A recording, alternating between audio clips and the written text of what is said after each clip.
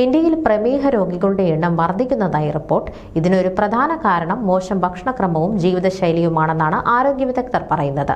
നമ്മുടെ ദൈനംദിന ഭക്ഷണത്തിൽ ഉപയോഗിക്കുന്ന അരിയിൽ ശ്രദ്ധ ചെലുത്തണമെന്നും ആരോഗ്യ വിദഗ്ധർ ഓർമ്മിപ്പിക്കുന്നു. ഇന്ത്യൻ വീടുകളിൽ വെളുത്ത അരി സാധാരണയായി കഴിക്കുകയും പാചകം ചെയ്യുകയും ചെയ്യുന്നു. പ്രമേഹമുള്ളവർക്ക് ഇതത്ര നല്ലതല്ലെന്നാണ് ആരോഗ്യ വിദഗ്ധർ പറയുന്നത്. വിദഗ്ധരുടെ അഭിപ്രായത്തിൽ വെളുത്ത അരിയിൽ നാരുകളും പോഷകങ്ങളും കുറവാണ്. ഇത് തയ്യാറാക്കുമ്പോൾ പുറംതോട് നീക്കം ചെയ്യുന്നു, അന്നജം മാത്രം അവശേഷിപ്പിക്കുന്നു. ഇതിന്റെ ഗ്ലൈസെമിക് സൂചിക വളരെ ഉയർന്നതാണ്. ഇത് വേഗത്തിൽ ദഹിക്കുകയും രക്തത്തിലെ പഞ്ചസാരയുടെ അളവ് വേഗത്തിൽ വർദ്ധിപ്പിക്കുകയും ചെയ്യുന്നു. കൂടാതെ വെളുത്ത അരി ദീർഘനേരം കഴിക്കുന്നത് ഇൻസുലിൻ പ്രതിരോധം വർദ്ധിപ്പിക്കുമെന്നും ആരോഗ്യ വിദഗ്ധർ ഓർമ്മിപ്പിക്കുന്നു. തവിട്ട് നിറത്തിലെ അരി കഴിക്കുന്നത് പ്രമേഹ രോഗികൾക്ക് ദോഷകരമല്ലെന്നും ആരോഗ്യ വിദഗ്ധർ പറയുന്നു. തവിട്ട് നിറത്തിലെ അരി സാവധാനത്തിൽ ദഹിക്കുന്നു. ഇത് രക്തത്തിലെ പഞ്ചസാരയുടെ അളവ് സ്ഥിരമായി നിലനിർത്തുന്നു. ഇതിൽ അടങ്ങിയിരിക്കുന്ന മഗ്നീഷ്യം, ആന്റി ഓക്സിഡന്റുകൾ എന്നിവ പഞ്ചസാര നിയന്ത്രിക്കാൻ സഹായിക്കുന്നു.